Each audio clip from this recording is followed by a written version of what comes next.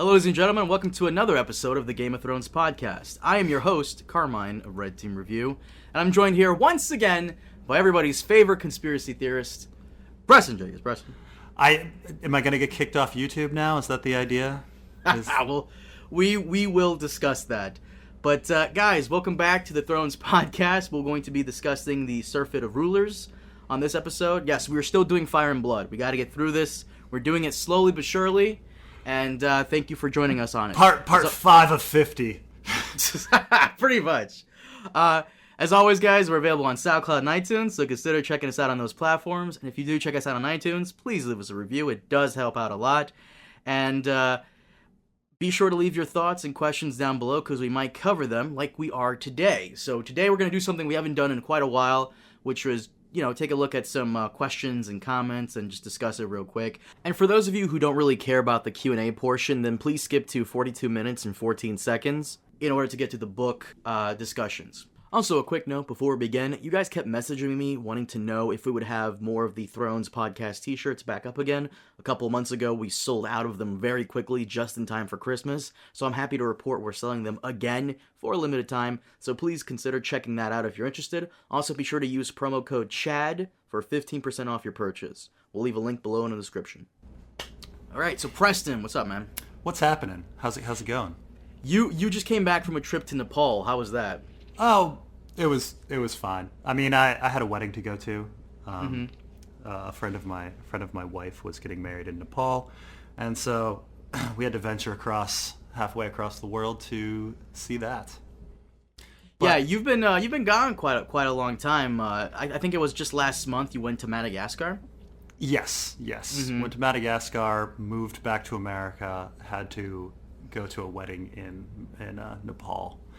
And so it's been very, very busy. Only certain if to someone that's apt, they can notice that only certain types of videos have been posted by me because I haven't had access to my larger computer. So that I produce certain videos on my laptop and I produce certain videos on my desktop. And so you can kind of, if you have a keen eye, you can figure out which videos I create on my laptop and which on my desktop. And for those of you who don't know, Preston is I don't remember if we discussed it in the last podcast episode, but you're back in the US permanently. You're not yes. going. Yeah, yes. You're not in Germany anymore. So right now it is 4:55 p.m. Same for you. Yeah, but man, you just exposed that. That means we're gonna have to put this out fast. No, it's okay. Sometimes Carmine records something, and then honestly, like 2 weeks, 3 weeks can go by before it'll be released. What? And sometimes it can be stale. We're talking about something in the past. We'll be like, oh my God, did you see The Force Awakens? Oh, and then we're outed. I noticed that last time, because the last podcast we discussed Individual 1, and we released that towards the end of January. Yeah. Individual 1 was like an interesting topic, for like in the middle of December. Yeah. Nothing. Let's discuss nothing timely ever. We'll just be like those nitwits in Congress. Something very general that no one will know. And speaking of things that happened while you were away and while we weren't doing this. So they released some Season 8 promo pictures. Now, I'm going to be talking shit for a minute here. Oh. These promo pictures are so awful. Like, they have nothing in them that makes it look like this is Season 8. This honestly looks like Season 7 deleted scene pictures. That's it's true. Like. I saw the one with Jon and Dany, and they're wearing the exact same clothes. Right. I guess you can somewhat tell the difference with Cersei's hair. And then there's the big issue of Jaime's armor, but we can talk about that. I mean, well, let's talk about it right now, because the only thing that we noticed different from the pictures is Jaime's armor. He's wearing Northern armor instead of his Kingsguard outfit. Yeah. And Tyrion is clearly in Winterfell. Yes. So I get expected. Sure. Tyrion's clearly in Winterfell. Jaime is wearing Northern armor. The armor is the same as what Robb was wearing. Mm-hmm.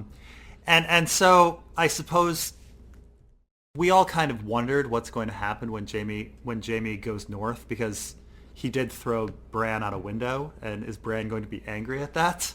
But I suppose Bran is catatonic, so he's not going to really know. But doesn't Doesn't everyone know that Jaime threw Bran out of a window, or is it just did Catelyn keep that a secret? That is true. Like there is a whole like issue with that. Like what's going on with Jaime and Bran, because he did confess it to Catelyn. No, she told Robb. I remember Robb confronts Jaime about it, and he threatens Jaime with his direwolf. So I don't know if they told anybody. I don't remember, actually. Maybe. Actually, I mean, we don't know what Bran has told everyone off screen, because clearly he told Sansa and Arya off screen about everything that Littlefinger did. Mm-hmm. So we have no idea what Bran is communicating. And this is something that Bran experienced himself in first season. He didn't even need a vision. And then Jaime confessed it to Cat, and I imagine Cat told Robb, but did it make it to anyone else? Did Sansa, does Sansa, Arya, Jon, Bran, know about this? Or can Bran just keep it a secret? Well, they did spread the rumor about Jaime and Cersei's incest, which it's true, but and it did reach even Joffrey's ears in season 2, and that's why Cersei slaps Joffrey in the first episode of season 2. Like he mentions it, and he kind of low key calls her a whore, and she slaps the shit out of him. Right, so right. I don't know, maybe, and I would be. You know what's probably going to happen? Quote me on this. Bran will probably look at Jaime, and they'll do like that nod thing that men do, and like, I know it should. They'll nod at each other, or maybe they'll have like a very brief discussion on it. Maybe Jaime will apologize, and Bran will be Robot Bran and say, whatever, doesn't matter anymore. What's done is done. Right, and does Brienne know? Do you really think Brienne would care, though?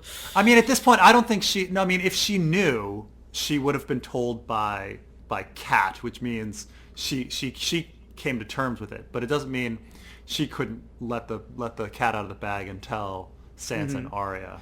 But, cat out of the bag. Yeah, let the cat. Yes, pun. Let the cat's secret out of the bag. Yeah. So I guess we're just assuming here, because they don't have that much time, that Bran is just going to keep it a secret. That, oh yes, you pushed me out a window. Yeah. I mean, the one person who really needs to hear this, and I would really love to see their interaction, is Jaime and Jon. That still matters, because one thing we kind of forgot about, is the whole scene between Jon and Theon. Remember when Theon betrayed the Starks in season 2? Blah blah blah blah. Yeah. There was still some lingering emotion behind that in season 7 when Theon and Jon have their little discussion. So I'm really curious to see Jaime and Jon back together. The first season, it might have even been the first episode. It was the first episode. Jaime takes Jon aside and says, what a great job you guys are doing with the Night's Watch, sarcastically, and Jon gets really angry. So, I mean, they're probably going to, in a sense, call that back with Jaime having another private discussion with Jon, where he has to prove that he has to essentially, eat crow and say he was wrong, because now he's going north to actually defend the realm against Snarks and Grumpkins, which he mocked in the first episode. Yeah, they're definitely going to parallel that. They can't not, right? Right. All right, but those are the season 8 promo pics. I mean, once again, there was nothing in them, and like I said, I was going to talk shit for a minute. I mean, people were asking me if we're going to do a podcast episode on it. No. If I was going to do an individual video on it, no. There's nothing really there besides Jaime wearing that northern armor, and the discussion we just had basically sums up the whole thing. Tyrion and Winterfell, that's cool. I'm really looking forward to his reunion with Sansa. That would be interesting. So, but beyond that, there's really nothing I to bet, discuss. okay, $5 says he once again mentions the fact that it wasn't, the wedding wasn't consummated. I'm gonna $5 that's gonna happen again. I'm trying to think anything else. Like, okay, is there any potential conflict between Tyrion and Arya? Why would there be? I don't think that has ever been have they ever even met? Do not think. Besides at Winterfell in the first episode during the Great Feast there, like the Winterfell party when Robert arrives. No, they shouldn't. Tyrion isn't there when Robert arrives. He's at the brothel in Wintertown. But he has to go to like dinner later, right? Where he's I peeing guess. outside and he runs into Jon. But you're right. When everybody arrives and He's not there. and they line up the Stark kids, he's not there because he's at the brothel. And I guess it's kind of implied that he did meet all the Starks, but off screen, kind of like it's implied that Sansa was an asshole to Jon, and she mentions it, even though we've never saw them. Right, or that Theon was an asshole to Tyrion, even though that never happened. Even though Tyrion was an asshole to Theon. Yeah, that bugs me so much. It bugs me so much. Does it bug you as much as Jiqui still missing? No, it bugs me much more than Jiqui missing because it's such a prominent scene in my mind because Tyrion is such an ass to Theon. Like, it's such a jerky scene where he essentially says, ha ha, your dad's dead and your family went into a stupid war and you're a ward. And so, like, and Theon was just like, hey, if you want to go to the prostitute, there's this great one named Raz. Like, he's all friendly. And then they somehow twist it around and somehow Theon is apologizing to Tyrion. Like, oh God, like, just take away all of Tyrion's edge. I will say Tyrion as a Westernman, the reason he gave Theon such shit is because the Greyjoys really did launch a sneak attack on Lannisport, and a lot of men did die. So as a Western guy, Tyrion is still kind of pissed off about that. It wasn't that long ago. So I mean, I think it completely makes sense for Tyrion to be a dick because Tyrion is a dick in the book, and then all of a sudden they make him into this perfect saint as time goes on, like, right. Which is ridiculous. This is a guy who murdered his girlfriend and killed his dad. I mean, let's never forget that. Yeah, and in the book he's done much worse, like ordering a guy be chopped up and put into stew for the peasants to eat. So, I mean, he's not a great guy, and yet they all of a sudden post season 4 want to make him into the nicest guy ever. But whatever, it's done. It's done. All right, well, let's get into the Q&A and comments. Okay. Endless Night says, I'm still recommending that you two check out The Expanse. Currently the best space opera around, even George R.R. Martin thinks so. I get a lot of messages and comments, even on my own videos, about checking out The Expanse. And a lot of people are like really just pushing this. And I'm almost tempted to go watch it now, to download it and check it out. Almost? No, I mean, I'm very tempted. Everybody, because every time we talk about the Sci-Fi Channel, like, everybody's like, well, there's The Expanse, and so I'm very interested in it. I guess people are finally getting to us after how many hundreds of The Expanse messages that we see in the comments. Yeah, we will probably check it out. And I mean, would you want to do like a season review if you, or a first episode review, or because I always say you should whenever you watch a new show, you should always give it at least 3 episodes to see if it can take you in and grab you. If it can't grab you by the first or second episode, maybe the 3rd episode would do it, because normally writers, they do have that 3 episode chance. Usually this is normally something best done for Netflix. Like if you have to wait week to week then but this is mainly a Netflix test.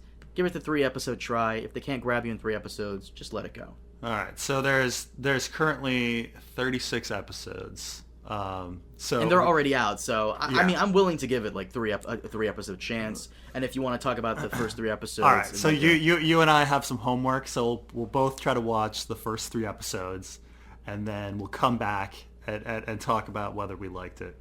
And slip it in. I think someone told me Sci-Fi was going to cancel it, but then Amazon picked it up. Because I guess Bezos, he really liked it, and so he wanted to save it. Which is interesting, by the way, because I also want to talk to you later on, probably maybe in another video, that Amazon has $1 billion investment coming in to try and challenge Game of Thrones with a book series that's very popular in China. Huh. I'll talk to you about that later. But speaking of sci-fi stuff, Volcrin, he says, I never understood. How can you get the Volcrin wrong, man? The Volcrin is an essential part of our of our Thousand Worlds mythos, and possibly, if the comet is a Volcrin, Game of Thrones. My bad. So I guess this speaks to the youth and inexperience in me, which we'll discuss in a minute. The Volkren says, I never understood why they would want to adapt Night Flyers of all of George R. Martin has written. Tuff's adventures are 1,000 times more compelling. What is Tuff's adventures and why are they compelling? Well, it's interesting that his username is the Volkren, but then he throws shade on Night Flyers. The Volkren's from Night Flyers. And it's the plot of both the show and the book. Of Tuff's adventures, well, Tuff voyaging. So George R.R. Martin wrote. It started out as only three. It started out as he had 4 stories that starred this guy named Haviland Tuff, and then later on in the mid '80s, he kind of said, why not? I'll put it together in a novel, and so he wrote 3 more stories, and to try to link it all. Actually, no, he wrote 4 stories. He had written 3, and then he wrote 4 for the book to combine it all together, because he essentially had half a book, so he decided to pop it together. And it's just, I don't know. It's a sci-fi story that happens in the Thousand Worlds universe about this guy who stumbles upon a ship that's way more powerful than any technology in the galaxy. So in the Thousand Worlds universe, they're kind of, it's much like Game of Thrones in the sense that they've gone through technological regression. And so thousands of years ago, technology was much better than it is at the present time. And it's going to take, and even though the Thousand Worlds stories take place over the course of hundreds of years, they still have not gotten back to how good technology was at one point. And so this ship was created during the height of technology. And so this character stumbles upon it and has godlike powers, essentially in the universe because his ship is so awesome. The character Tuff. The character Tuff. And Tuff is a real unusual character. He's a misanthrope. He's a loner. He likes cats. He's not very good socially. All these weird things. And so it's odd that this complete misanthropic weirdo now has godlike powers. And it's about what he does with this ship. So this ship has the ability to create any type of life through bioengineering. Plus it's incredibly powerful missiles and everything. So nobody can attack him because he could just destroy all of everybody. And he has the power to create any animal, genetically engineer any animal, create and change all of the biodiversity on a world. He can create life on a world. He can destroy life on a world. I mean, he's essentially God. And so it's about what he does with this ship and his newfound power. That actually sounds pretty fucking interesting. I mean, I'm looking it up right here. George R. Martin said that the Irish actor Conleth Hill, who plays Varys on Game of Thrones, he says that actor would be a good choice to play Tuff. So I mean, he wouldn't, but Tuff is bald and he kind of looks like him, which is So that actually sounds kind of interesting. I'm actually kind of curious now. Have you've covered Tuff in the Thousand Worlds series you've done? Yes. So there's 7 short stories that take place that follow him and what he does with his ship. And so and the story never really concludes. George R. Martin, if he wanted, he could continue to write more Tuff stories. You never really find out what happens to Tuff. I mean, he concludes this other plot with this other character. I'm forgetting her name, but she's this tall, kind of Brienne-like character that Tuff kind of connects with.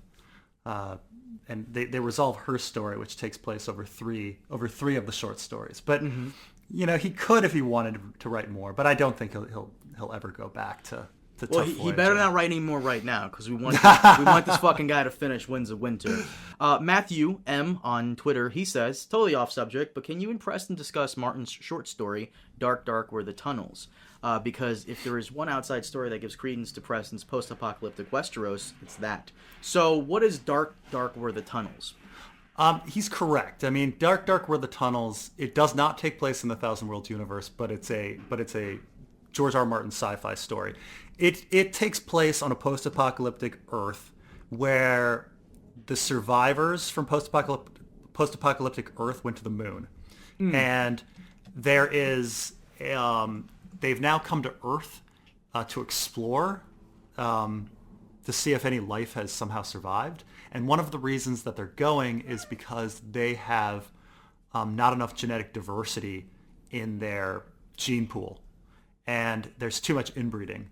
And so they need to branch out and find other human beings. And if they find other human beings, that'll help their gene pool and diversify, and the society will do better. Meanwhile, on Earth, there are other human beings, but they're very, very different. They are telekinetic. They can essentially warg rats, or at least our main character can warg rats. And they're also having a hard time because these fireworms are coming up and like killing more and more of them. So in a sense, you have both human societies are dying off because there's and they need each other.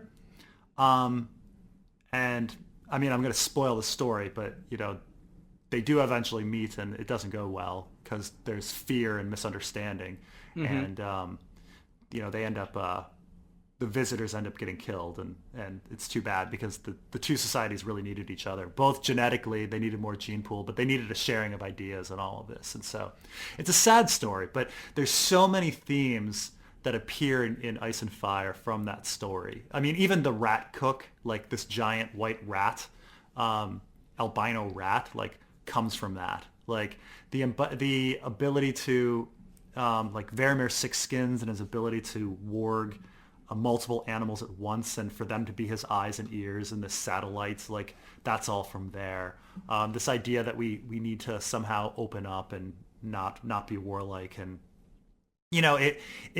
I do see the story of the others being that. Like if the others are this genetically small pool, and we need this sharing of ideas in order to stop whatever's coming.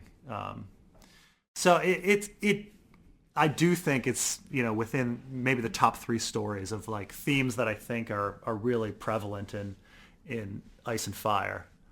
That George R. R. Martin has tried before. I think Dark Were the Tunnels is one of them. Like just a story that everybody that reads Ice and Fire should read to understand how George R. R. Martin thinks.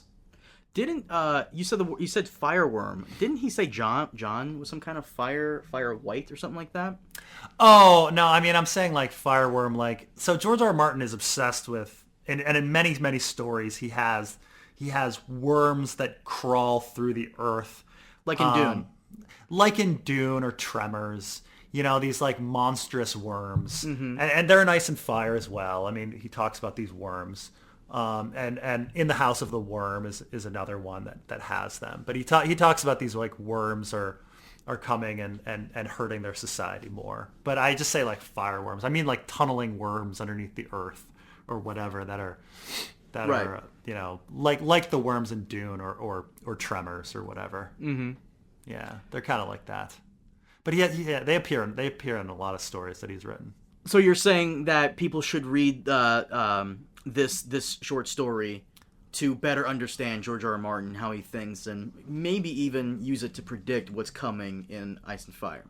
Well, I mean, it's a sad story. It's a sad ending, but it's a short story too. It's not long, but it just goes to show how George R. R. Martin thinks about genetics and how he thinks about war and how he thinks about peace, and how he thinks about telepathy and how he thinks about regressing technology and regressing cultures. Because again, this is like both societies have regressed, and they've just like the Moon Society has just gotten to the point where they can take off from the moon and make it back to Earth to explore, Mm-hmm. And so these are all of these themes again are in Ice and Fire. It's just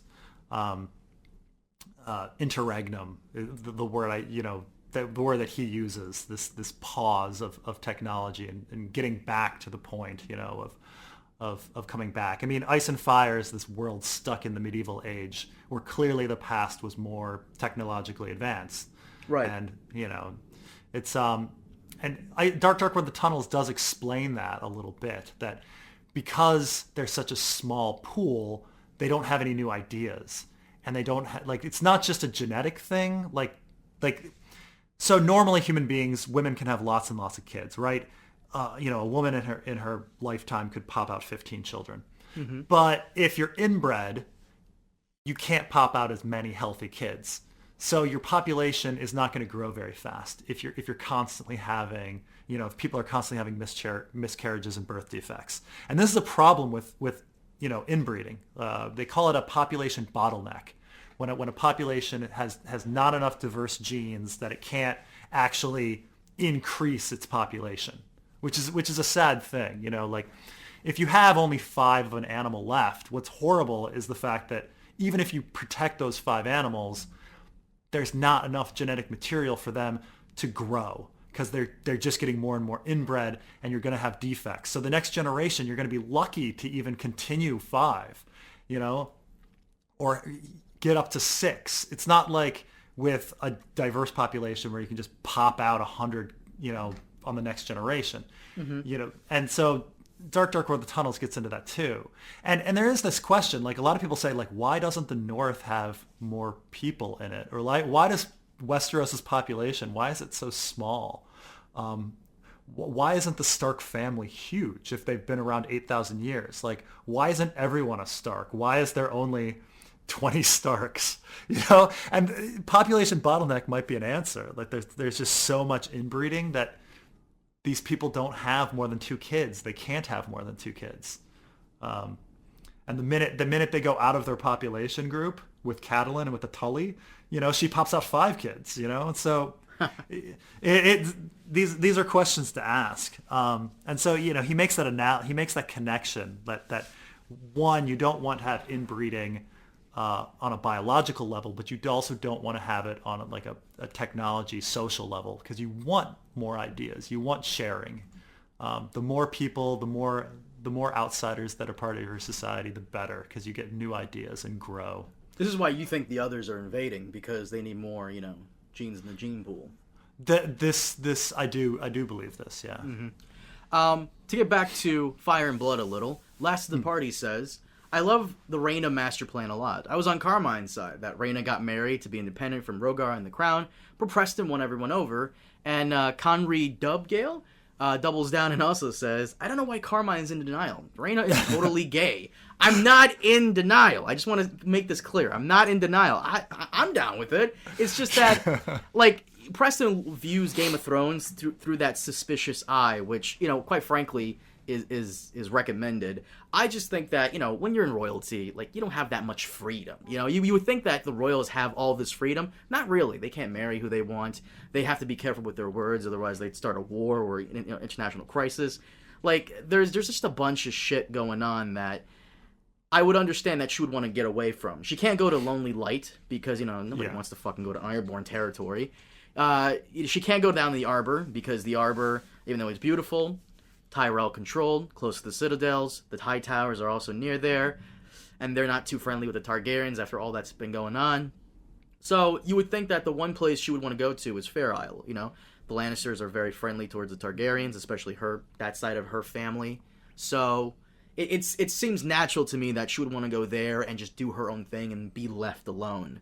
But I also don't blame you in that it's the nature of language is to believe, is the default position with language is to believe what someone says to you, and then you then have to take the extra work to become suspicious and then counteract it. And of course politicians take advantage of this all the time, but that's the weird thing, is the maester says something and the default position is I'm going to believe it, and then only through repeated checks and suspicion and time does your brain go, oh, wait, I've got to undo that. And, so right from the beginning, it's the Maester was saying that Rhaena, was in love with her husband and all of these things. It's just, you have to be, suspicious and then over time, check this. So no one should be blamed for, for believing the first thing. Like that's how human beings work. Where it's a horrible thing though, really. I mean, that we initially just believe what people say to us, like as the default. Yeah. Like, why else would they say? I mean, the whole point of communication is to communicate facts. And so liars are really frustrating because they're going against the entire point of language. You know, like I'm supposed to communicate my thoughts and perspective and truth that I see, and that's the point. And then liars come in and manipulate and use that and say, well, people are just going to believe what I say. Well, Martin Cross on Twitter, shout out to him. He's a good dude. I love what he says here. He goes, the difference in the focus of each is amazing. Carmine is focused on the cute but gross sibling having a happy, loving marriage, and PJ is all up that lesbian gangbang alliance master plan. Which, by the way, have you made that Rhaena master plan video yet? I have to. I think I have to finish the Rhaena story before I piece it all together. And it's not like I haven't read through Fire and Blood once, but our videos are helpful in the sense that I go back and I read them again and again. And it also helps because so this is funny because Carmine will say, okay, we're recording tomorrow, so read up. And I'll be like, okay, let's do it. And I read up and then I'm like, okay, I'm ready to go. And then Carmine's like, yeah, I'm busy. Can we do it like the next day? And so then the next day I'm like, okay, I'm ready. I read up. And so like sometimes because Carmine delays me, I end up sometimes reading the chapter like 2 or 3 times, which is good because you start catching things the next time through. I was actually gonna come back to you about this. But no, the whole Rhaena thing. Yeah, I'm sure these guys are just giving me shit. Which, by the way, I welcome. Please go. Feel free to do. I can take. I bust balls and I can take my balls being busted. But no. That's what. Now I get it now. Why George R.R. Martin is writing this dictionary history book as Gildane instead of himself, because with Gildane it does leave it up to interpretation if you read it with that in mind. But do we have to eat our own hats now, Preston? Because in the first episode, well, not the first episode, but when we first started doing Fire and Blood, we kind of did say how this book felt a little unnecessary and kind of meh. And now we're just really enjoying the chapters. So do we have to eat our own hats now? Yes, a little bit. Like now that we're into it and talking about it, and it's kind of fun. And what I like is that we're into the new stuff. And I'll grant it to George R. R. Martin, his new stuff is better than the old stuff. You know? Like, the stuff on Rhaena and Rhaegar Baratheon, it's the most interesting stuff so far, and it's been really fun. And while, you know, Sons of the Dragon and some of that intro stuff with Aegon that he wrote before, I don't know, I don't like it as much. So I like what I guess he's still got it. George R. R. Martin still got it. And Joshua Hoffman says, Preston, you're starting to make me a believer in the Old Town Triad being aware of the genetics of dragons. You've always had me convinced George R. R. Martin has made this a thing. It would also further explain, though we already have plenty of good reason, why House Hightower was anti-Rhaena in the dance. So we haven't gotten to the whole Dance of Dragons yet, and you know, Rhaena, but do you want to go into that real quick? Yeah, but hold on, I have to check on. It's so the Rhaena in the dance is a different Rhaena. I'm sorry, he's talking about Rhaenyra. My bad. Oh, Rhaenyra. Yeah, my bad. That's my bad. Oh yeah, absolutely. I definitely think that looking at how special Dreamfire Rhaena is and Rhaenyra and the dragons. I mean, reading with. Especially, so we'll talk about this when we get to Surfeit of Rulers, but at one point, Rhaena's Dreamfire lays eggs. And that's a huge thing, because all of a sudden, you know, we see that she is special enough to have a dragon that has laid eggs. And these dragon eggs and dragon hatching is you know, kind of a rarity. So the fact that, like, all of a sudden, like, you know, she's important enough for that really shows that Rhaena is something. And of course, there's just this boom in the number of dragons around Rhaenyra. And so I do think there's, you know, just something special genetically with Rhaena, Rhaenyra, Daenerys. And so, you know, and if we reverse engineer that and say, okay, well, if these people are so special, especially Rhaenyra and Rhaena, and you look at how they've been shafted, it helps explain it all. And we'll get to this when we get to Surfeit of Rulers as well. Like when Rhaegar Baratheon suggests when they lose Jaehaerys and he says, okay, well, what can we do? And Rhaegar Baratheon says, well, I can try to use one of Dreamfire Rhaena's children. Then everything falls apart for him, and everybody's like, nope, don't think so.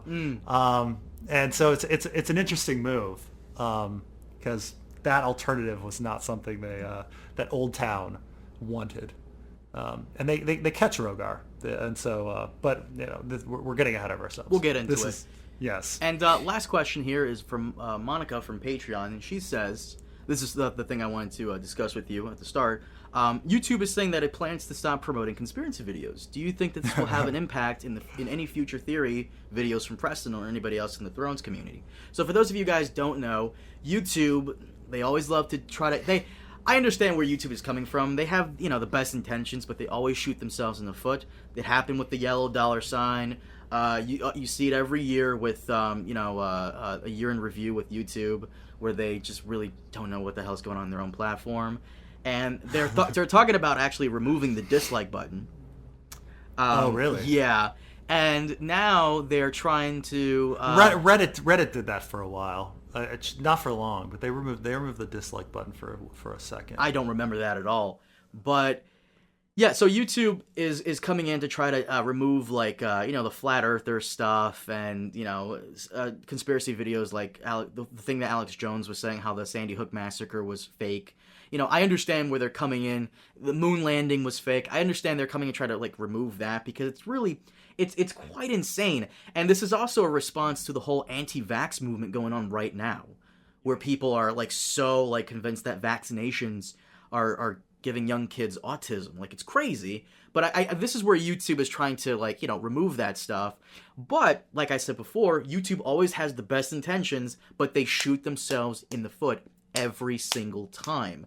Do you think that maybe what she's trying to say here is maybe that in their quest to try to remove misinformation from being promoted and advertised, do you think they might hit you a little with it? No, it's completely different. I mean, that's what I know. It's completely. This is fictional conspiracy. This is fictional. This is fictional conspiracy. But you really trust YouTube to know the difference? Yeah, I'm sure they'll have some sort of recourse thing. I mean, you don't remember what happened with us a couple of months back when we uploaded that almost 2 hour long podcast, and they hit me with a yellow dollar sign. So I put manual review, and they fucking put it back to green in 6 minutes. Yeah. There was no manual review. Nobody fucking looked through. Nobody watched that. They're supposed to watch the video. They didn't watch an hour. No, they didn't. They didn't watch it. But I'm sure there'll be recourse. It's just, this kind of stuff happens all the time where someone will. I get sometimes someone will flag your a video and claim that they own the copyright, and you're just and it's just some shell company, and then I repute it, and I get it back. Right. This happens all the time. So it's the same thing. Even if it's automated, they'll have some sort of mechanism where they'll say, okay, oh, you're not a conspiracy video, or you're not actually hurting people. I mean, when we talk about conspiracy, when we're talking about real life, we're talking about these people that believe that there was no shooting. There was no school shooting or something, and these are all crisis actors or something, and right. or people that show up at that motherfucker that was promoting, those motherfuckers that were promoting Comet Ping Pong as being a child sex trafficking ring, for Hillary, and where a guy actually, got a gun and went and tried to, rescue these fictitious children, and right. people almost got hurt. So, there are situations where people really get hurt. We're talking about theorizing about a book. Come on. The reason different world. The reason I say I don't trust YouTube to know the difference is because the yellow dollar sign thing was originally put in place to prevent gross and disgusting videos, usually with kids involved, like Elsagate, that whole thing, from being monetized, because advertisers don't want to put their ads on videos where kids are being exploited. I get that. But at the same time, though, that didn't turn out great. Nerd City had a video where he showed that when a video goes from green to yellow, I think there's like a 1 that goes to a 0 in the code of the video. And that code is in there to let advertisers know that ads are okay for this and you can promote the video. Sometimes the wrong videos get falsely, accused, and they get the yellow $sign. Even when they go back from yellow to green, that 0 does not go back to a 1, which means there are still almost no ads on it, and it doesn't get promoted. So you may get hit with this, and you may never even know it, because your videos might not get promoted as much anymore, or you might see some low income from your videos as opposed to other ones in the past. That's why. Because we were talking mad shit. We were laughing and talking mad shit about it when we discussed Watch Mojo briefly a while back, about the hitting the bell button. That's why the bell button's important, because it does let your subscribers know that you did upload a video. In the past 2 years, this has happened only 3 times, but it does happen. You upload a video, I didn't get notified about it. I didn't see it in my sub feed. So it happens. Well, who knows? YouTube's going to do what YouTube's going to do. But the thing is, these aren't conspiracy videos. Like that's not what these are. These are analyzing a book and talking about a book. I know, I just don't trust YouTube to know the difference. I don't, and they don't use manual guys. Like, they don't use guys that come in. No, they have too many. There's too many videos for them to do that. Like. But, That's right. We'll Preston see. fans, please go follow Preston on Twitter, because he posts all his videos on Twitter and Facebook, and hit that bell sign. I know he won't tell you to. And I never understood why you kept getting hit with the yellow $signs and I didn't. But nonetheless, we're probably boring people with this YouTube talk. It's so... No. So definitely, Preston fans, please hit that bell. He'll never tell you to, because, I understand, But hit that bell button, follow him on Twitter, just to make sure you're still getting his stuff. Because you're more in danger for this than I am. I don't do theory videos, so it's all on you, boo. It's just, it's book theories. It's not like they're going to shut down everybody that's doing theories on Star Wars. They won't, but they won't promote it as much. That's the problem. Yeah. All right, so Preston, let's finally get into a Surfeit of Rulers. And I got to say, this chapter was classic Game of Thrones. It really is. Like, I've been saying this through like the past couple episodes. We've covered Fire and Blood. They really need to make this book into like the spin-off. This should be the spin-off. Every chapter should be its own season, and this would be probably one of the best. This would probably be I would argue, the season 3 of the spin-off stuff, because this is great. And it's funny. It's funny that we're liking the new material much better than the old material. Because when you go see a rock band, you always hate the new material and you want them to play the old favorites. Mm-hmm. But here, George R.R. Martin, he put a lot of thought into the new stuff, which is really which is the stuff on Rhaena and Jaehaerys, and the old stuff, Sons of the Dragon and the Dance of the Dragons stuff later on. It's a little more stale. It's not. This is, even though it's historical, we do get some character. We get a feeling of the characters, and there's just so much scheming and nets of everything going around, and it's great. It's classic Game of Thrones. You're right, classic A Game of Thrones. But I will say there's not as much scheming going on as we like to think, mainly because we're not seeing it from the character's point of views. This is all Gildain, who's the historian here, right? And this is stuff that he's reading about and that he's telling to the audience. But there are some points here and there that I felt they could have added a bit more Thrones-esque elements to it, and we'll get to that, mainly with Rogar. But you want to start off with Rhaena first, right? Sure. I mean, the chapter, really briefly, it starts out with this quote from Septon Barth, which shows that Gildain kind of has bias towards the faith. Again, maybe this is confirmation bias, but I'm always seeing like Old Town conspiracy stuff. And I just want to say, like, it starts out all of a sudden admitting that there's this big tension existing in the realm, which the previous chapter claimed that there wasn't. The previous chapter claims, it was a peaceful year. And then the next chapter, which is actually, it's supposed to be about the year 50, but actually he goes back into the year 49 and starts talking about all of this tension between Rhaena, Rhaegar, and Jaehaerys, which we sensed when we read between the lines, but Maester Gildain was just lying in the previous chapter. So I think when he said the year of peace, I think what he meant was like there was no wars going on. Yeah, but this just build up and scheming. And he admits that 3 of the 7 kingdoms, well, actually 3 of the 6, because there's only 6 kingdoms in the 7 kingdoms at this point. 3 of them are calling Rhaena the queen. And yet he's also saying earlier that, Jaehaerys was the undisputed ruler. Which one was the 3? I know it was the Westerlands.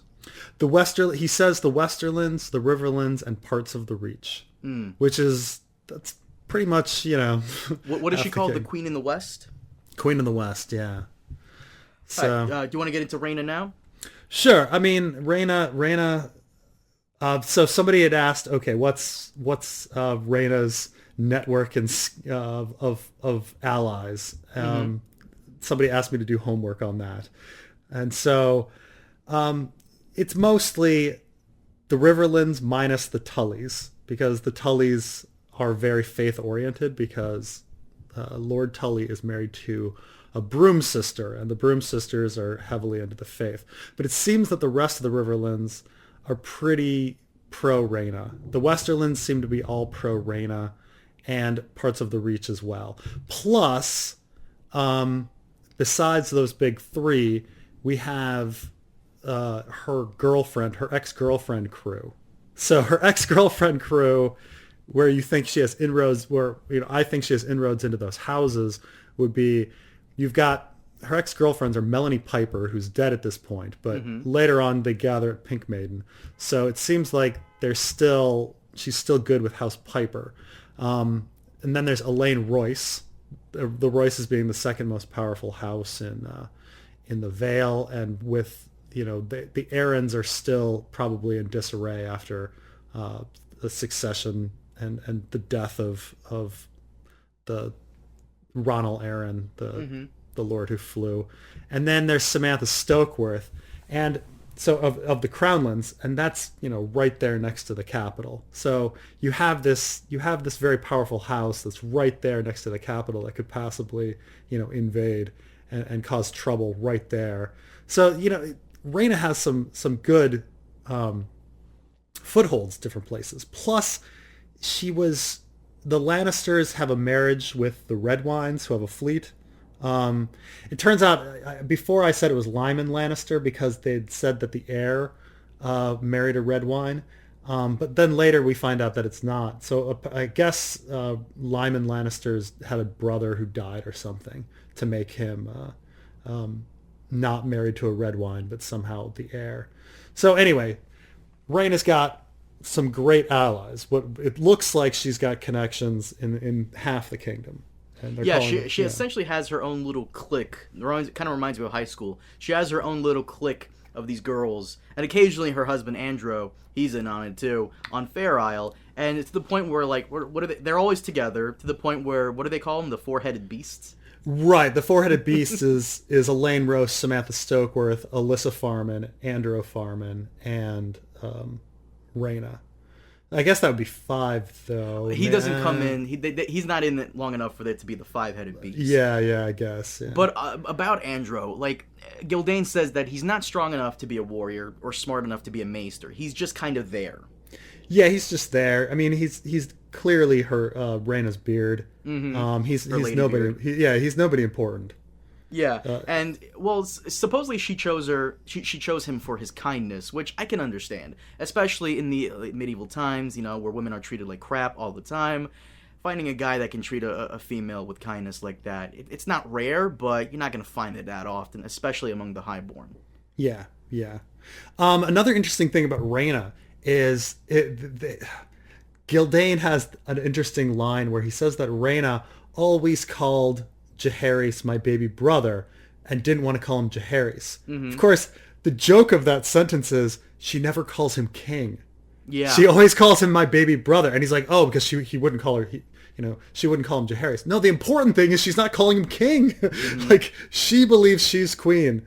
And all of that stuff earlier that Gildain was saying, that everyone had agreed that Jaehaerys was the ruler, is ridiculous. Like, clearly Rhaena is vying for power, and half the kingdom thinks that she's currently the queen. So, she's the queen in the West. And when I say, and I'll give Gildain the benefit of the doubt here, when he says everybody agreed that Jaehaerys would be king, I feel like he excluded Rhaena because she, once again, like I was saying before, I felt as though the reason she went to Fair Isle is because she wants to stay far away from the whole political bullshit. She just wants to do her own thing as far away as like she possibly can. Like, right. She doesn't want to go to Lonely Lake because nobody likes the Greyjoys or the Ironborn.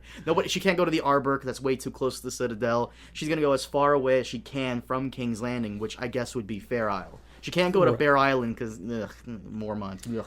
But she'll go to Fair Isle because her family, her parents, and her husband also had somewhat of an alliance with the Lannisters as well.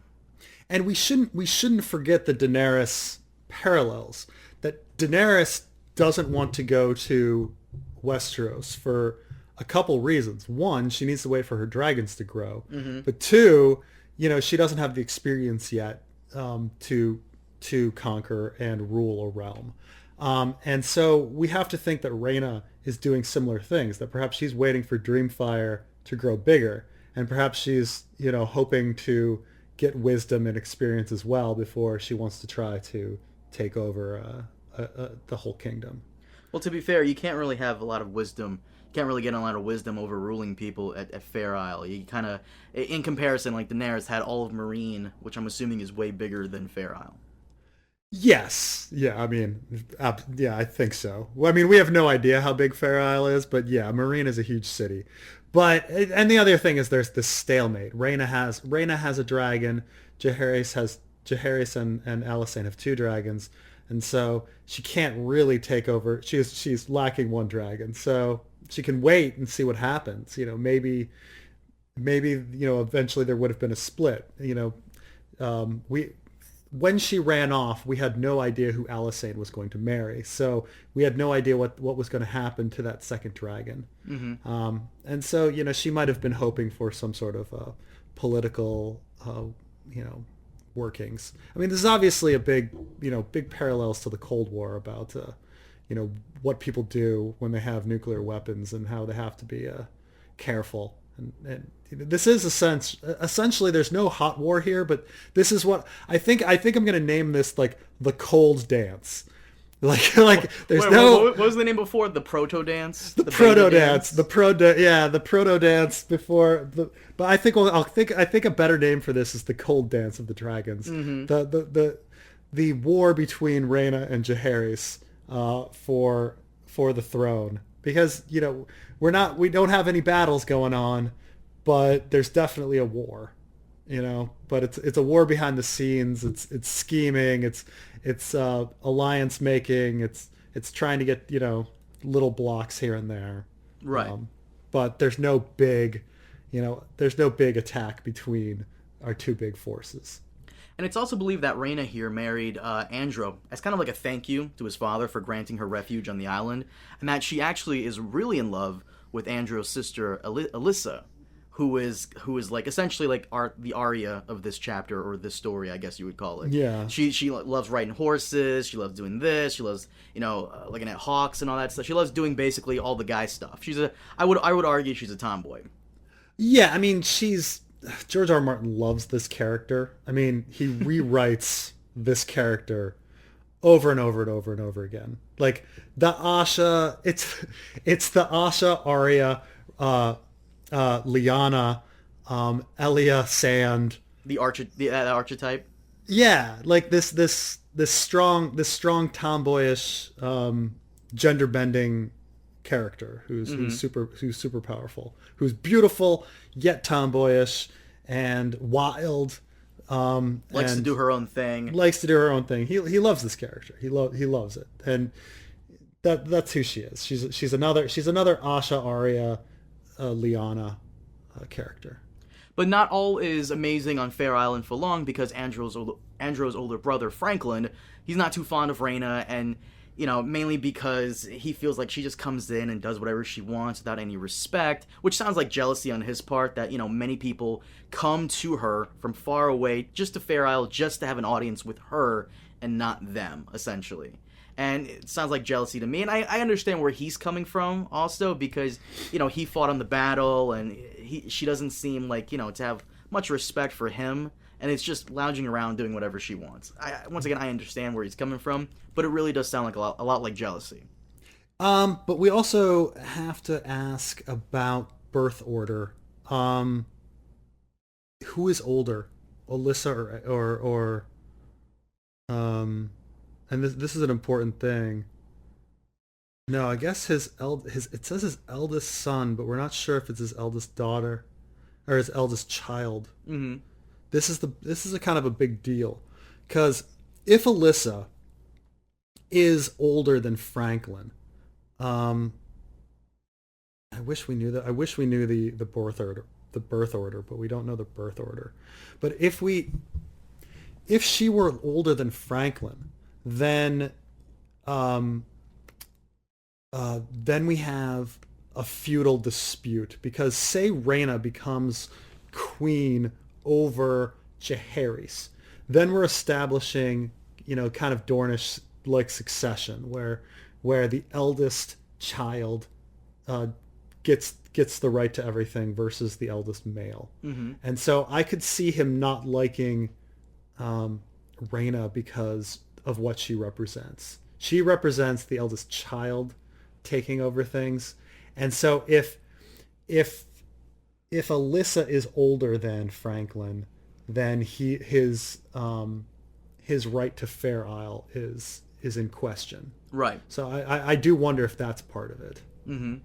Well, when Franklin and Alyssa and Andrew's father, Lord Farman, dies, almost a year after Rhaena's marriage, Franklin made his move, and he told Rhaena to get the hell out, take her company with her, with the exception of his sister Alyssa, who he wants to marry off, obviously for political reasons. Yeah. And the maester on the island, Maester Smike, he basically crapped his pants because he could see the anger in Rhaena's eyes when Franklin told her to get out. Like, what did he say, for a minute there? For a second, he could see, like, all of Fair Isle in ruins. Oh yeah, but he also has fear in his eyes, because, I mean, come on, we know who put that idea in Franklin's head. I'm sure the Maester put that idea in Franklin's head. And so he's scared for himself. Because, I mean, this is probably the faith, again, because the faith of the Seven and the Old Town conspiracy is clearly against Rhaena, and so they're seeing a problem with her gathering forces here on Fair Isle and trying to rule in the West from this seat. Right. And so if the Old Town faith is probably feeding Franklin information as well, because he's not doing action without consulting his maester anyway. And so he's, of course that maester's going to be scared, because who probably put all those ideas in Franklin's head. But yeah, they're trying to neutralize Rhaena before she can gather power here, at least in my opinion. Well, we do learn you may have something here. We do learn, because Alyssa, she tries to leave Fair Isle with Rhaena's friends, but Franklin tries and stop her. The small folk love Alyssa, so they allow her to escape by attacking him. But as soon as Rhaena gets to Casterly Rock, we also find, I don't remember if this was before she gets to Casterly Rock or around that time, but Rhaena's dragon hatches a couple of eggs, 3 of them, I believe. Yeah, and this is huge, because, right, again, the number of eggs being laid and hatched is not large, okay? So at this point in our story, since Aegon's conquest, which has now been 150 years, there has been, we've got 1, 2, 3, 4, 5 eggs, and 5 known eggs and dragons have hatched in 150 years. And so now we have a clutch of, is it, did they name it? Is it 3? Or does it say how many eggs there are? I believe it was 3, because while she's at Casterly Rock, her situation there becomes complicated because most of their servants were like spies for Lord and the Lady of House Lannister, and I mean, I imagine it's 3 as well because we're paralleling Daenerys here, and everything about that. I believe I forgot her name. I don't think it's I forgot her name, but the lady Jocasta Tarbeck. Is that her name? I think so. She wants Rhaena to gift House Lannister one of the eggs as kind of like a thank you gift, and when I believe Rhaena declines, and then Lyman's like, "We'll pay for them," and he offers an ungodly sum of money for all of them. Right. Yeah. And this is of course we're paralleling Daenerys and her arrival in Qarth and how desperately that everyone in Qarth accepted Daenerys and they're like, "Oh yes, you're our queen and everything, but really we want something in return." And this is what Rhaena is finding, that, oh yes, all of these people are claiming that she's queen, but they're claiming she's queen because they want to get something out of it, which is expected. She should expect this, that you have to give things to your spoils. You have to rule with an open hand. Right. And so of course you're getting these same things happening. But yeah, I do like how the Lannisters here. She even says it out loud because she knows what they're trying to do. She goes, Lyman was raised with the whole tale of the Field of Fire in the back of his head, and she believes that he wants House Lannister on equal footing with the Baratheons, Hightowers, and Valerians. She mentions the Hightowers, the Valerians, which is the Valerians thing is really interesting too, but because the Valerians, makes sense. They're close to the Targaryens. It makes sure, sense. But in the modern story, the Valerians are nothing. They're nobodies. We only see one of them, right? That the bastard of Driftmark. Yeah. I mean, I guess because we don't hear much about them even in the Blackfire Rebellion. Like we don't know which side they were on in the Blackfire Rebellion. That's like huge thing that I'd love to know about. But I think their house was perhaps just went into decline after the Dance of the Dragons. They were so important up until the Dance of the Dragons, and then they just kind of disappear. And yeah, until we hear of the bastard of Driftmark, and that's about it. Where he takes all the ships that Cersei gave him, and he just goes off and becomes a pirate. Yeah. But no, she mentions the Hightowers as well. The Hightowers on an equal footing with the Baratheons. I feel like the Baratheons have a bit more power than the Hightowers, considering how close they are to the crown right now. I mean, they should, but I guess the Baratheons are still kind of upjumped at this point. But it is interesting that they say, the most powerful houses, and we're gonna mention, the Baratheons who are upjumped, but we don't even mention. They don't even say the Tyrells, right? She says equal footing with the Hightowers, Baratheons and Valerians. It's interesting. I mean, interesting that it's those 3, right? Well, the Valerians, they've held a seat on the council ever since the first Aegon. Yes, So, and I admit that okay, they're super powerful. They're there with the Targaryens. They have all of this money. And isn't the Queen Regent Alyssa? Isn't she a Valerian? Absolutely. And the Baratheons, who were also the big friends of the Targaryens coming in, and now are the head of the Stormlands, having taken it from the Durandons. But it's interesting that the other great houses, Arryn, Tully, Royce, they're just not mentioned, but right. Hightower.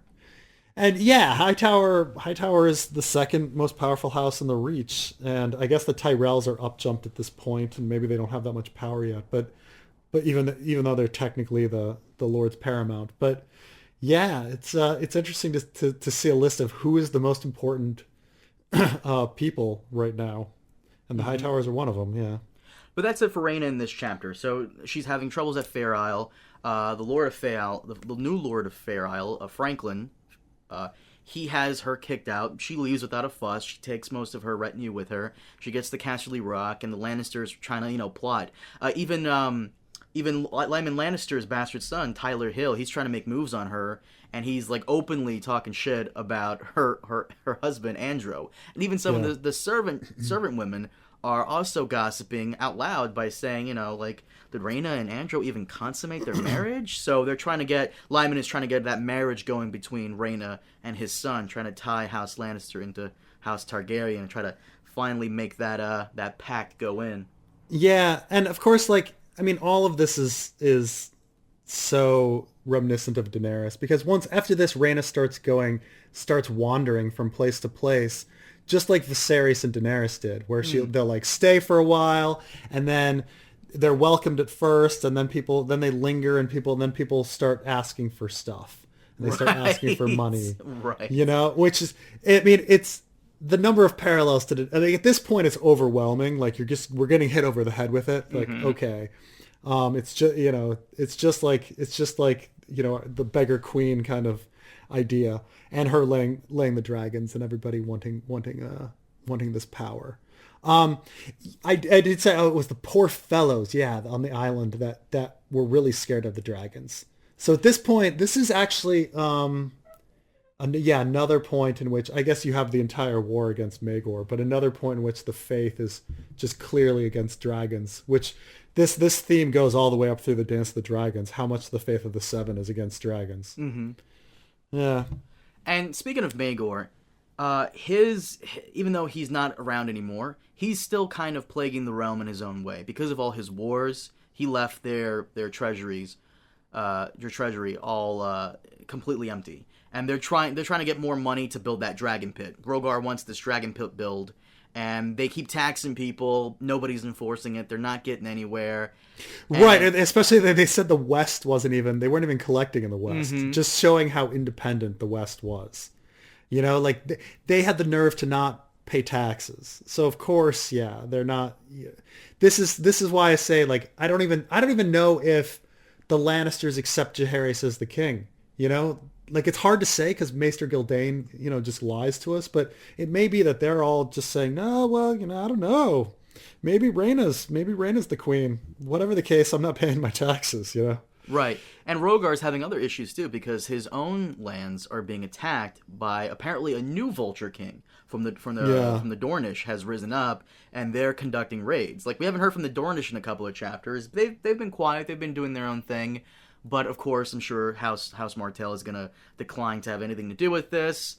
But no, we have a new Vulture King. And I will say, though, towards the end of this chapter, they kind of missed an opportunity here to have Rogar go away quietly, but also trying to redeem some sense of honor by trying to take out the Vulture King himself. Yeah. I mean, I know we're getting ahead of ourselves a little bit. We're getting ahead of but, ourselves. Yeah, I think the faith. The thing is, the faith. Rogar is the best agent the faith has right now, and so they want him in power because they don't know what alternative they have. And they have to work on that. And we'll get to that because the faith of the Seven is still trying to run the country, and they still have the hope of that. They certainly don't want Rhaena in power because Rhaena is a dragon hatching, riding queen that might usher in a new dragon age. Rogar, he's trying to do his best to control Jaehaerys, and maybe have dragons die off. In my opinion, but quite frankly, I'm surprised Jaehaerys didn't step in sooner, because Gildain tells us that Jaehaerys was annoyed over Rogar overstepping with the marriage to his mother, and that Jaehaerys thought he was smarter than Rogar. Is like, who the fuck are you? But at the same time, Gildain makes a special note that this was Barth claiming Jaehaerys said this. And he does this twice, because they list this in the previous chapter as well, that Jaehaerys was upset about Rogar and his mom's marriage. I don't know what to say about it. Like, Gildain is... He's such a he contradicts himself constantly, because he says, Jaehaerys, he sat on all of the councils and he never was shy about interjecting, and he says this, and then all of a sudden he's angry and kept it to himself that no one consulted him about the wedding between Rogar and Alyssa. Like, if you're on every frickin' council and you're not shy, what happened? What happened? I have either Jaehaerys is malleable and was silent, or or he wasn't. You know, none of it makes sense. Well, to be fair, in Gildane's corner, once again, try to defend him a little here. The bias is there, and it has been there for a long time. I mean, there's in the chapter we read that singers tell the tale of the romance between Jaehaerys and Alysanne, and they also make the others seem like villains because apparently Rogar wanted to take the castle by storm until Queen Alyssa reminded them that they aren't dragon riders like her children are. So the singers do have a hand in weaving like what really happened, and clearly one of his big sources is Septon Barth. So you're limited to what Septon Barth says. But yeah. But, so speaking of rebellions, did you want to talk about the Wall? You want to get into that already? Well, that has to do with Maegor. True. So this is what's really weird about the Wall. So there's this rebellion, and Gildane glosses over it a little bit, but you have Oliver Bracken and Raymond Mallory leading the Poor Fellows and the Warrior Sons. Which... Now, this is a huge deal because now we have to go back in reverse. Who murdered Maegor? Right? I remember the suspects for who murdered Maegor are Eleanor Costaigne, who rose in the faith afterwards. Right. And then you have the other suspect were the Kingsguard. These Kingsguard were sent to the Wall afterwards, Bracken and Mallory. Right. So, and they're leading the faith. So, maybe... That irony is great. I love it. I mean, this is the thing. It's like, whether it was Eleanor Costaigne or whether it was the Kingsguard or whether it was both of them together, it doesn't matter because they're all agents of the faith. Right. Like, Eleanor is rising through the faith and is acting as an emissary for the faith, like, for the rest of her life after the death of Maegor.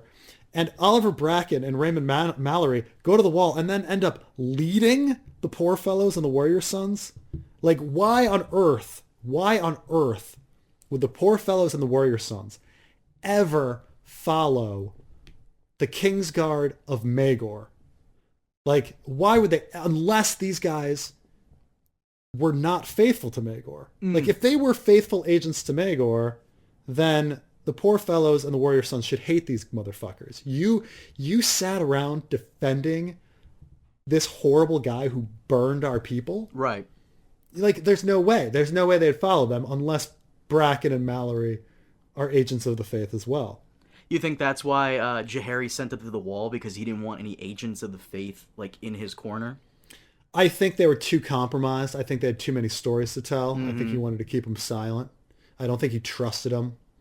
You know, honestly, I love that conspiracy, because to me, the whole rebellion, you're right, it does come out of nowhere. I just figured that they weren't ready for life at the Wall. I mean, no one really is. Well, that's what they're pushing it as, but it's 10% of the Night's Watch rebels. Right. 10%. That's a huge amount. He tries to put it the other way. He's like, oh, but 9 out of 10 stayed true. And you're like, whoa, 9 out of 10 is not that many.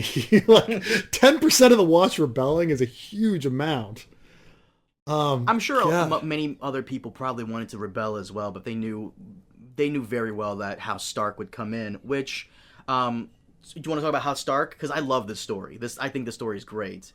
Well, okay. I mean, I just know the part where they escape north of the Wall and then join the Wildlings, and then the Wildlings claim that they were eaten. But right. So doubtful, what happens is doubtful they were eaten. Brandon Stark, Lord of Winterfell, he dies mainly because he's coming back from the Golden Wedding, and he dies on the journey. And his son Walton succeeds him. And, the rebellion breaks out, and most of the men of the Night's Watch at, Rhymegate? Yeah, Rhymegate. And Sable Hall.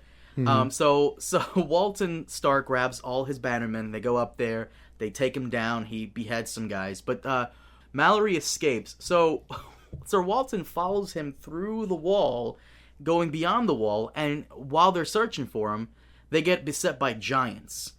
And supposedly Walton slays 2 of the giants before he's ripped apart himself, and they bring the pieces of his body back. I love this story. First off, this is such the tragedy of House Stark. I always feel like House Stark always gets the most fucked up endings in the story. Somehow, they always do. But I do wonder, where all these warrior sons and poor fellows went. I mean, the wildlings claim that they were eaten, but of course the only cannibals among the wildlings are the Ice River clans who are not near here. So geographically we're these wildlings aren't cannibals, so they were not eaten. I guess they just integrated into the wildlings and lived as wildlings. Right. And it's just, see now I'm falling into your conspiracy rabbit hole here. And the ice giants just happen to come across Walton and his group of guys searching for those dudes while they're escaping. I mean, you might be onto something here.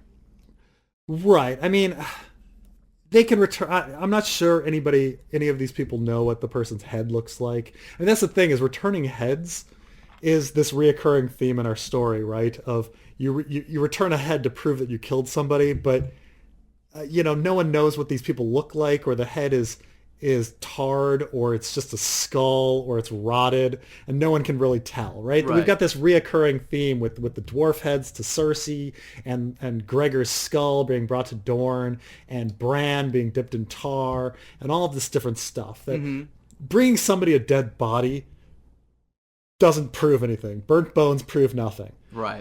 It was just the reoccurring theme. So when they say like, oh yeah, he's ripped apart and here's his head, we have no clue.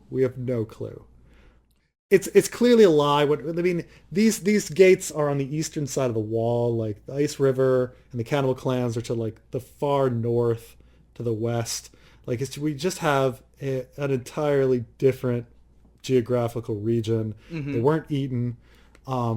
Returning a head is suspicious because we've had just that over and over established in our story that it means nothing. Like, but you can return a head, but that doesn't prove anything. So that's what I'm saying. I'm saying these guys are still alive. So they can lead more rebellions in the future. They can lead more rebellions or something, yeah. But Lord Walton Stark's brother, he becomes the new heir, and he's pissed off at Jaehaerys because he feels like it's Jaehaerys' fault for sending these guys to the wall instead of cutting them down when he had the chance. Yeah, it's all true. But to Jaehaerys, he stays in Dragonstone for a long time. He doesn't even come out to celebrate the new year. He doesn't go to King's Landing or anything like that. And people wonder whether he was like a prisoner or he was sick with how much he stayed there. But we also find out that a good chunk of his days he spent training with his knights. And like by the end of his time on Dragonstone, he was good enough that people would bet on him if Maegor suddenly rose from the grave. I think one of his knights said that he would put his coin on Jaehaerys. Yeah. And so this gets into the Targaryens and prophecy. So clearly Jaehaerys' training is a parallel to Rhaegar. Right. All of a sudden he wants to be a warrior. And Rhaegar did this after reading some scrolls. And we go back in time, and we every Targaryen going back at least until it's Aenys the First was the one that was also famous for reading prophecy, but that comes much later. That comes during the Blackfyre rebellions, and so this is one of the earliest notions that we have that the Targaryens are paying attention to prophecy, because we later hear that Jaehaerys is a bookworm and would read all sorts of scrolls. This comes up later that Jaehaerys is a scroll reader, and he's coming out and he's wanting to train just like Rhaegar. So as early as Jaehaerys now, we have Targaryens reading prophecy and convinced that they need to do something important. Right. Which gives credence to the theory that Aegon the Conqueror was doing this as well. Which why he didn't marry, why he didn't marry more than two wives, the three heads of the dragon and all of this. There's this theory that Aegon invaded because he was led by prophecy, and I agree with it. I believe it too. And this is just more proof that the prophecy was in the Targaryens' hands earlier than we thought. Certainly earlier than Aenys I'm sorry, Aerys the First, not Aenys. But you know, now we know it's as far back as Jaehaerys. It's probably as far back as Aegon the Conqueror. Well, while Jaehaerys is doing all this over at Dragonstone, Rhaegar and Queen Alyssa, they have their plans to think about how to make sure this marriage between Jaehaerys and his sister Alysanne doesn't go through.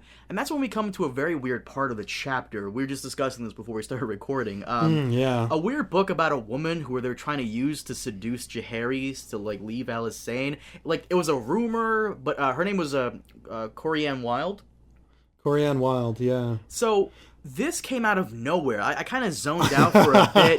Because it goes on for pages and pages. Like, you're like, what the fuck is the point of it? Oh, it's this woman who wrote... Okay, and then she arrives at an inn, and supposedly at that inn, Rhaegar's there to, strip her down, make sure she's okay, and that way, because his master plan was to send this seductress over there and seduce Jaehaerys and make him want to leave Alysanne or something. That was, I guess, his plan. It wasn't even that. It was the plan is worse than that. The supposed plan, because and this plan is bullshit. This is clearly not the real plan.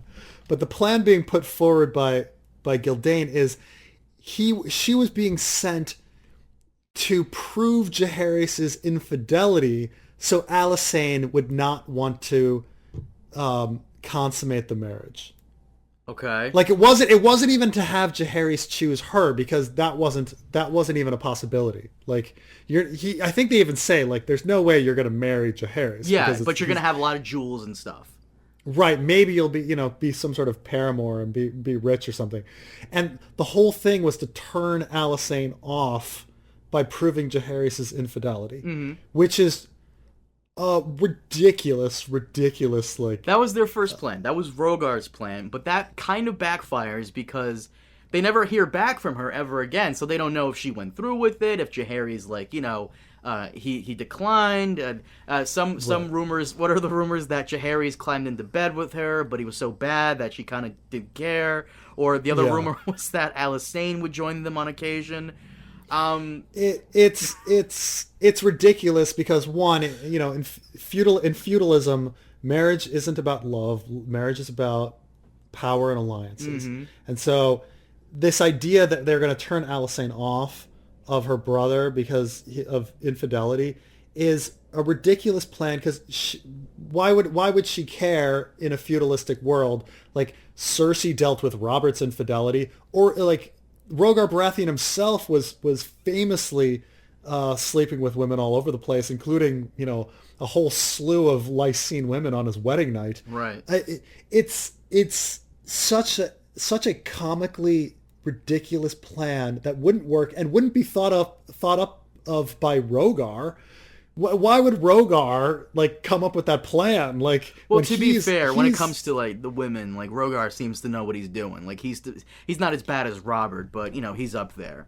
And but he wouldn't think he of all people knows about marriage being an agreement for power.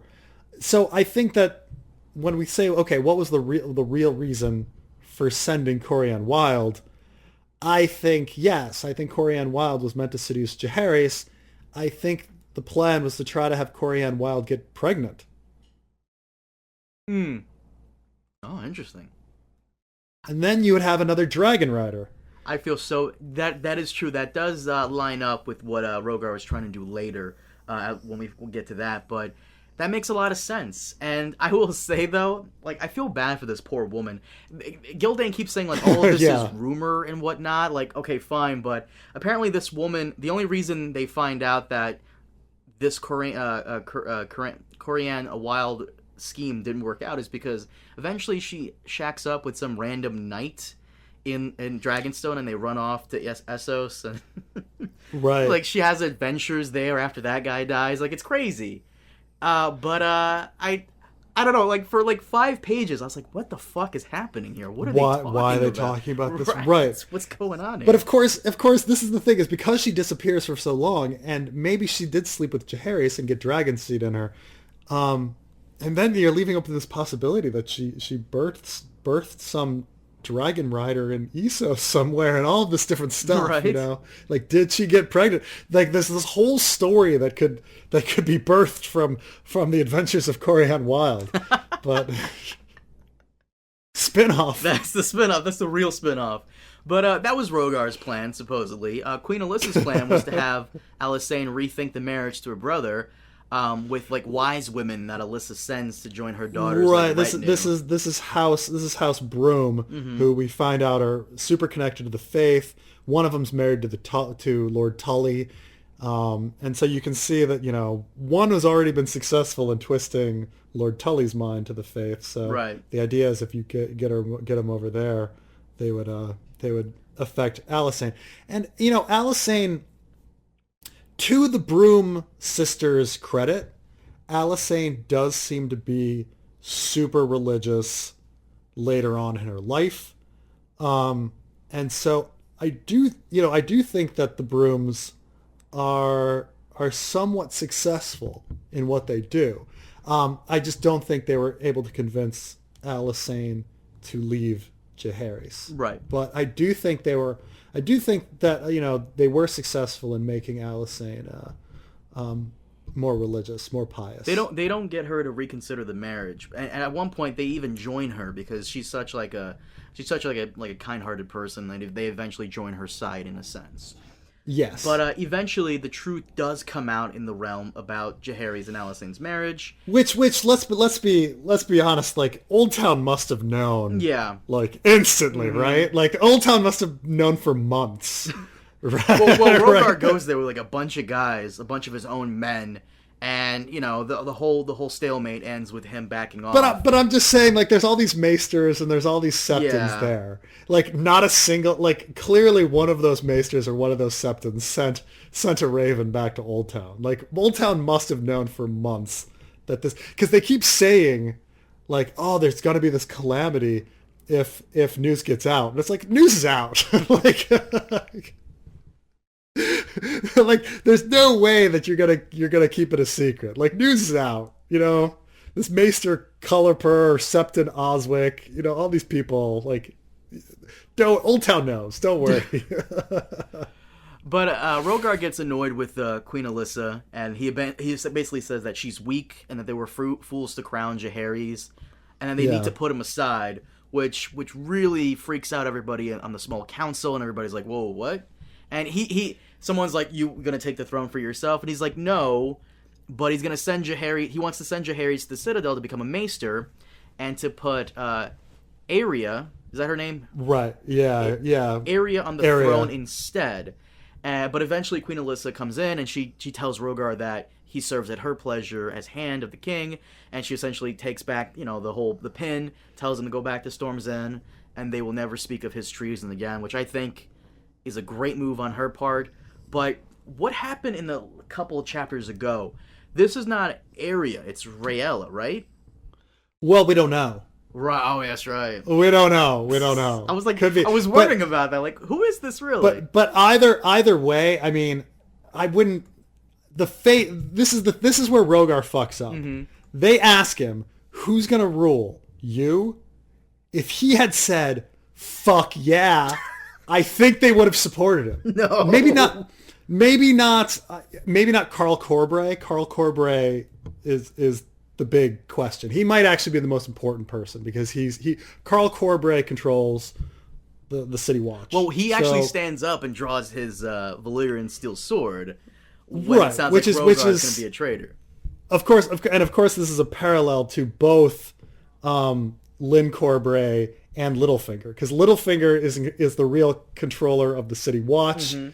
During the coup, and then of course Lyn Corbray, working for Littlefinger, pulls out his blade during that meeting with the Lord's Declarant right. in A Feast for Crows up in the Vale. Mm-hmm. I mean, you know, we have this parallel here, but I think the other characters, because I think it's Tully and Grand Maester Bennifer who ask Rogar, "Do you plan on sitting on the Iron Throne?" I think they would have been totally cool with Rogar sitting on the throne. No, there's I no do. way. I do. There's no way. The way when he announced that, everybody's like, what? What the fuck is happening? No. But here's the thing. If you look at it through the lens of they want to push the Faith of the Seven, they're anti-dragon. We're talking about putting Targaryens aside.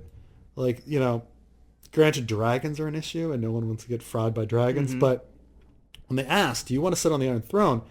And he says, no, I want to put Arya on. And it's like, well, no, like, we're anti-Rhaena. She's got the good genes that produce dragons. You want to put Rhaena's daughter on the throne? Wrong answer. Like, that's definitely the worst person you could have recommended for the job. But yeah, it was also really dumb of him because Jaehaerys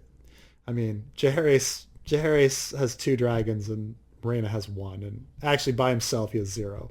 But I do think that if dragons weren't in the equation, and maybe Carl Corbray weren't in the equation, I think Tully and Grandmaster Bennifer would have been totally cool with Rogar. I don't know, man. I don't know. I don't think they would be willing to support Rogar. He's too much of a loose cannon. But keep in mind, the High Septon came to King's Landing to wed him and Alyssa Velaryon. They were down with that control over Jaehaerys. Like, Jaehaerys being this pawn of the faith, and Rogar being aligned with them. But I think at this point, once he says, no, I'm going to use Arya, no, we're done.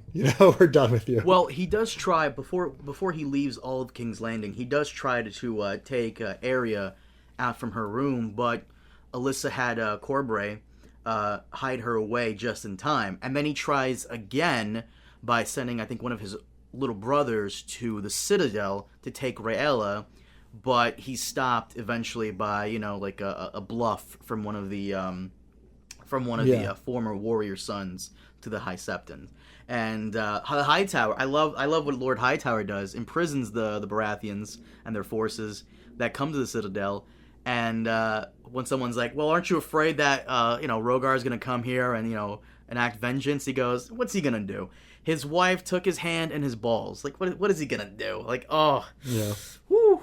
And you would think Rogar, a guy who doesn't know when to stop, he doesn't like defeat, he's got to, go back at it. You would think that he would concoct some other scheme, but he's not a schemer. This is it. He literally says, I'm done.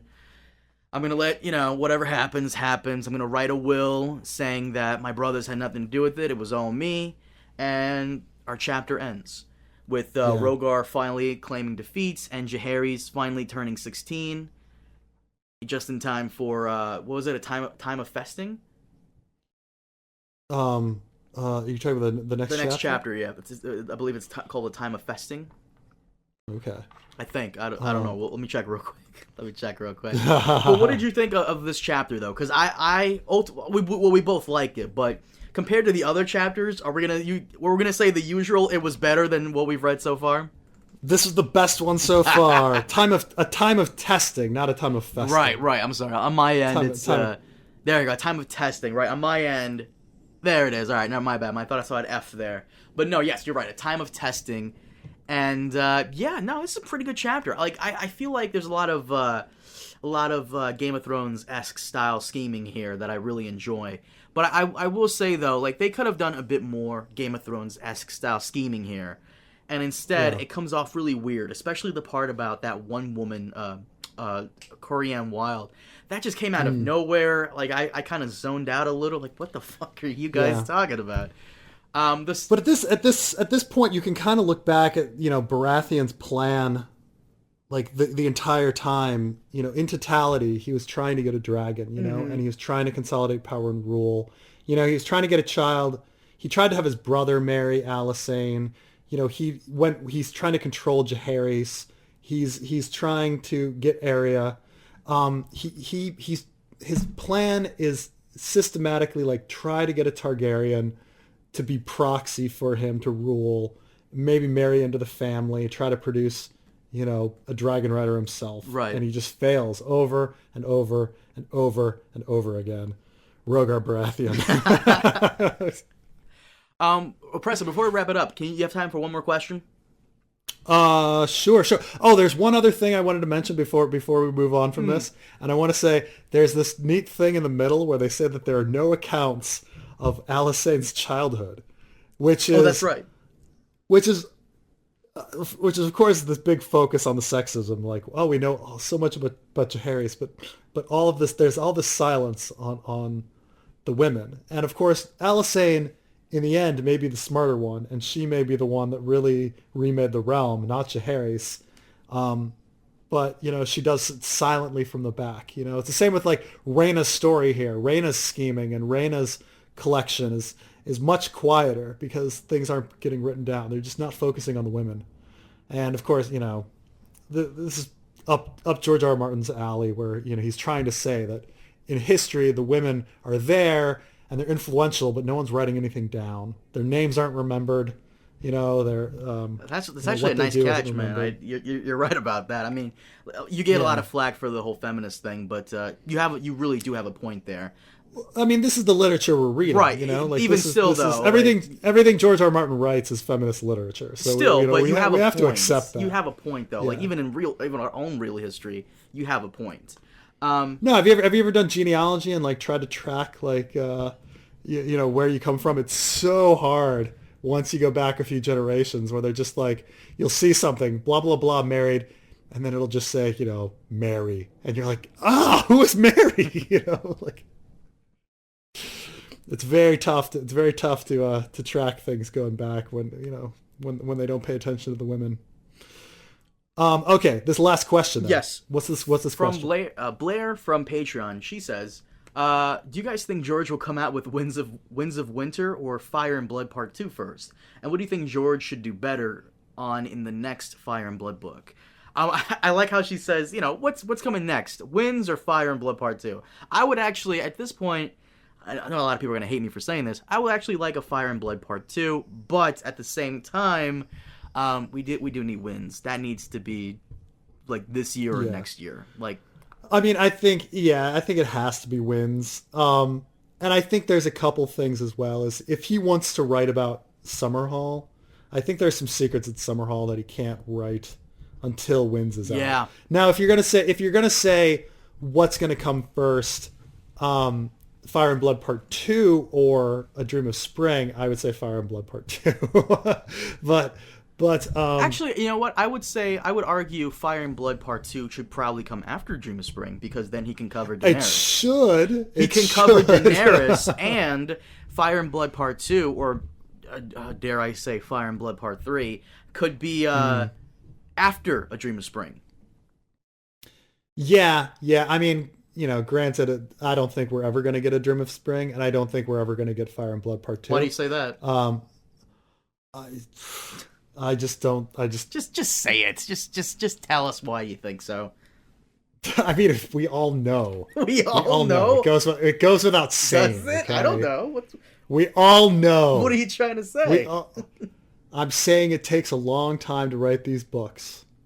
You know what? Like when I was doing the video of top 5 shows that could overtake Thrones if they were made correctly. What was it? It was The Wheel of Time. The guy who was writing The Wheel of Time, he wrote like 50 books. Not 50, but like... Robert Jordan, yeah. You know about this? How he died and someone else had to come in and finish it up? Yeah. This is a topic of discussion constantly in the community. And what I think will happen is with this, if what you're saying, I don't think anybody will come in and finish it up. What I think is that his wife or a family member will release his notes on what he planned for Dream of Spring. But I would like, to the Blair's question, I would like Fire and Blood Part 2 to come out after the final book, because I really do think like there's a great opportunity there for them to explore Westeros after the very last page in Dream of Spring. Like maybe 20 years after whatever happens in the last book goes down. And as for what George can do better, I mean... I think he's doing...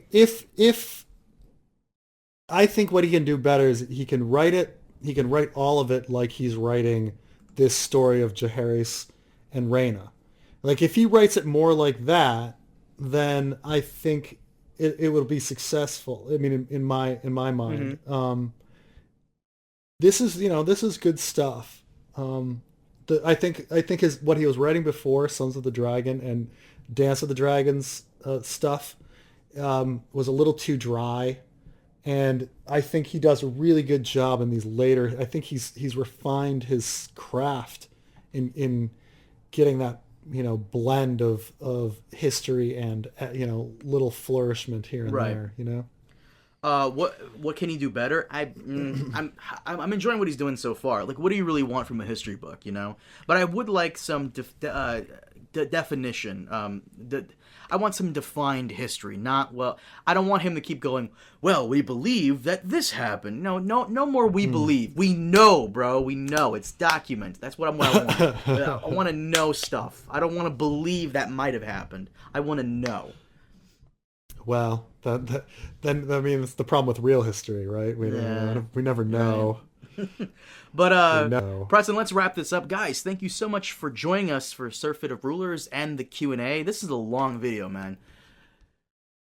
Good luck with this one. For those of you wondering where this has been, Preston, I'm always trying to get him on. He's never available. Yeah, well, I could tell from your silence you're like really mad at me for saying that. I can't see you on video, but I could. If you were on, you'd be like, this motherfucker. And now, honestly, it's right now. It's such a stressful time in my life. Like past couple months, it's just so much going on. What are you talking about? You've had the greatest time ever. You went to Madagascar and Nepal. I would never fucking go to those places. Jesus Christ. But you seem like you had a great time from the pictures you showed me. Incredible stuff. But it's like being back in DC and shopping for a place to live and going back to work and all these sorts of things all at once. It's tough. Well, guys, you heard it from him first. We'll try to get as much out as we possibly can for you, because I really want to wrap this up before Season 8, because we will be on the fucking podcast every week for Season 8. Oh, yeah. Can't wait for that. You think we can do it? Jesus Christ, no. we've only gotten to Surfeit of Rulers. Oh, my God. I'm looking at how much more there is. We can fit something here and there, like how many... Keep going. Holy shit, there's a lot. I didn't even realize that. How many? 1, 2, 3, 4, 5, 6. We're only on the 7th chapter out of how many? Like 20? Oh my god. 8, 9. Guys, we may have to stretch Fire and Blood to like next year too. We may take a pause when Season 8 comes. But no, let's wrap this up. Guys, thank you so much for joining us. As always, SoundCloud, iTunes, all that good stuff. Please leave your thoughts and comments and questions down below. We will cover them, maybe in a future episode. But as always, thank you so much for joining us, and we'll see you next time. Have a good one.